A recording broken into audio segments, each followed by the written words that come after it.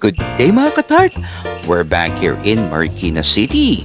At maligayang Pasko nga sa inyo. Ito na ang Christmas Banchetto ng Marikina City. Talaga namang Christmas vibes ngayon dito sa Freedom Park ng Marikina. Pinagsama-sama na nila ang mga sikat na food establishments or trending dito sa Marikina, gaya nitong Nanay Unings na binisita natin nung nasa Marikids tayo, gaya ng kanilang Wak na Toy at Everlasting.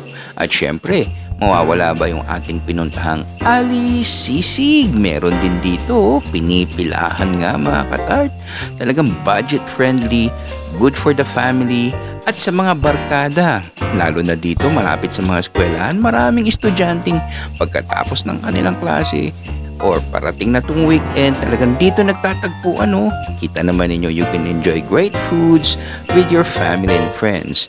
At gaya rin ng mga napuntahan natin, Cha-Cha-Cha Cafe, Avocadoria PH, talagang meron din silang pwesto dito. At yung Adores Bake Shop na famous sa kanilang donuts and ensimada, ayan nga talagang pinipilahan. At marami pang iba, gaya nitong mga pizza at pasta, may mga barbecue din, at meron din mga shawarma, fresh juices. At syempre, isa rin sa mga budget-friendly na pinipilahan ng mga estudyante, yung takoyaki. Talagang ayan, pinipilahan nila. Marami pa.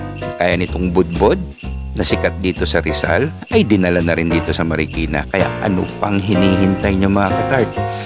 Dito pinagsama-sama na nila para hindi kayo mahirapan.